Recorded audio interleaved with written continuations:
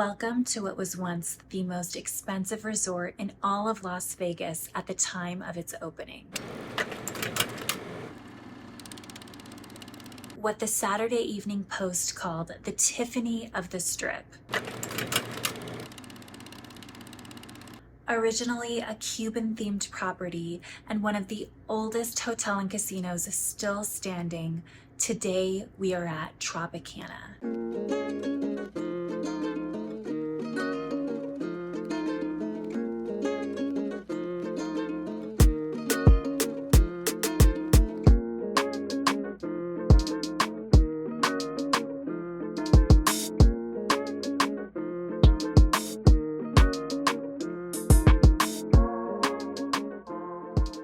Once upon a time in the vibrant city of Las Vegas, a lavish resort named the Tropicana emerged as a destination of luxury and entertainment on the iconic Las Vegas Strip.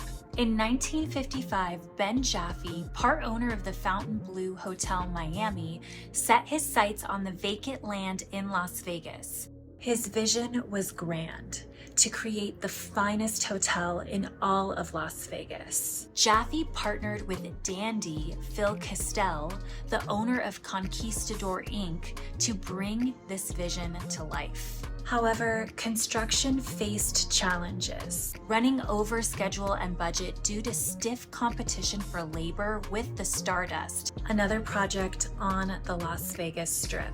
Castell, with ties to the infamous Frank Costello, a prominent figure in organized crime, played a significant role in financing and overseeing the construction. The $15 million Tropicana opened on April 4th, 1957, as the most expensive resort in Las Vegas at that time. The Tropicana's big debut was a real show of luxury, earning high marks from the Las Vegas Sun. Behind the scenes, however, the mob's influence was at play. Phil Castell, with his ties to Frank Costello and the underworld, had orchestrated the casino's construction. In the aftermath of Costello's failed assassination attempt in 1957, details of Tropicana's earnings surfaced, linking it to organized crime. The 1970s brought a whole host of problems, including ownership changes and financial struggles for the Tropicana. Annual fiesta parties were hosted to boost revenue, but competition from larger hotels like Caesar's Palace and the Las Vegas Hilton took a toll. Various owners attempted to revitalize the resort, including Mitzi Stauffer Briggs, who invested millions in renovations. The Tropicana became a target for a mob skimming operation in 1978. Orchestrated by Joe Augusto, the owner of the Folies Bergère show. The scheme, exposed in 1979 through Operation Strawman, led to the sale of the Tropicana to Ramada Inns. Mitzi Stauffer Briggs faced licensing issues due to her association with Augusto, and eventually sold the resort.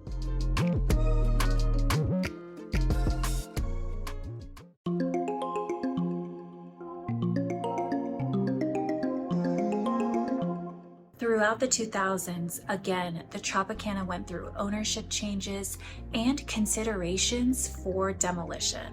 Columbia Sussex bought the resort in 2007, but faced financial challenges, leading to bankruptcy. Amid the Great Recession, the Tropicana really emphasized affordable amenities to attract a value-conscious demographic. A $180 million renovation in 2009 marked the first major remodel in nearly 25 years, adding a South Beach theme. Trop was eventually bought by Penn National Gaming in 2015. But financial challenges 5 years later led to the sale of the land to Gaming and Leisure Properties, Inc. in 2020. Bally's Corporation finalized the purchase of the Tropicana in 2022, setting the stage for its planned redevelopment. In 2023, the Oakland Athletics baseball team reached an agreement with Bally's to demolish the Tropicana for 2 new projects, a baseball stadium and a new Bally's branded resort. The stadium, expected to cost $1.5 billion, received public financing approval in June 2023. The Tropicana's demolition is scheduled to begin in late 2024, marking the end of an era for this iconic resort. So what's the Tropicana looking like these days? Well, it's definitely not the most popular resort on the Strip. We are here on a Tuesday afternoon, and a lot of places are closed here.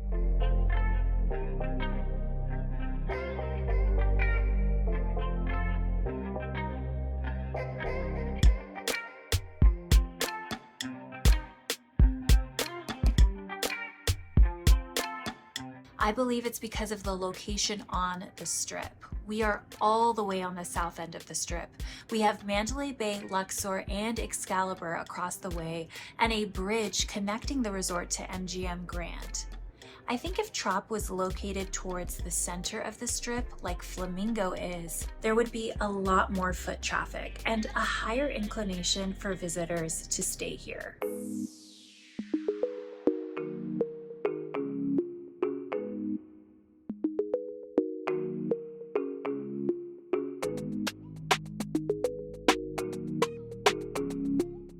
I've actually never stayed here. I've only been to the casino.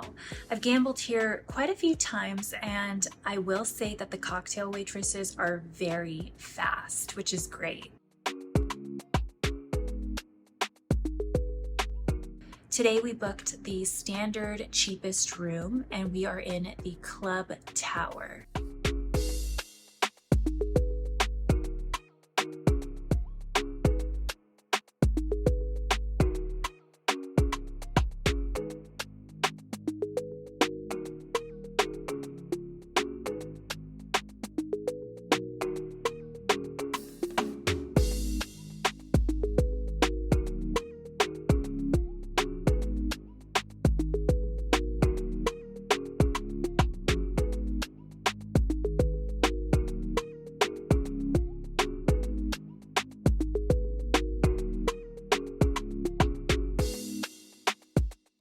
To be fully transparent, it looks really clean in here, but there's only one way to truly test how clean it is.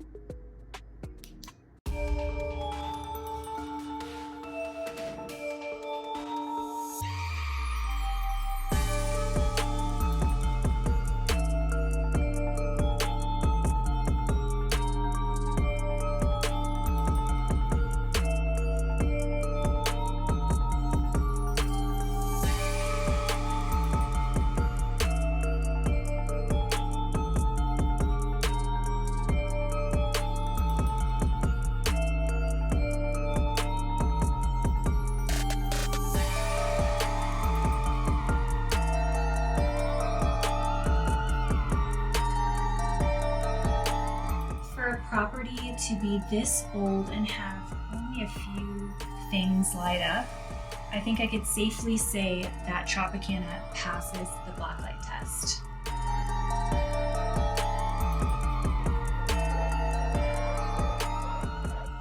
I originally wanted to book one of the bungalow rooms, but they told us that that tower is closed and they're not sure if they'll ever be reopening it.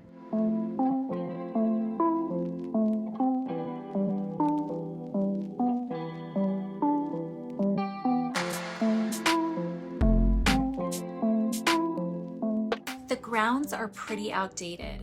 You guys know I love vintage Vegas.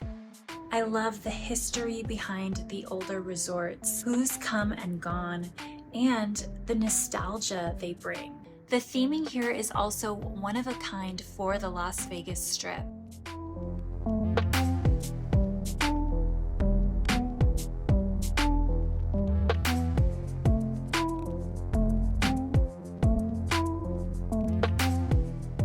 I've just always been fascinated by vintage properties, and especially ones with themes. It's a part of Vegas I really don't want to see die. Although I love how much Vegas grows and evolves constantly, I wish they would keep the resorts that made the city what it is today and just revive them enough to draw people back in. A sort of resurrection attempt. If all goes as planned, this might be the final year to experience the iconic Tropicana resort. It makes me kind of sad to think about the tumultuous history and the years of effort to try to elevate Tropicana's popularity on the Strip, including numerous changes in ownership, all to mirror the same fate of the Riviera. In the end, only the signs will be what's left of the Trop, most likely finding a home at the Neon Museum, serving as a distant memory of what was once a dream that never fully came to fruition.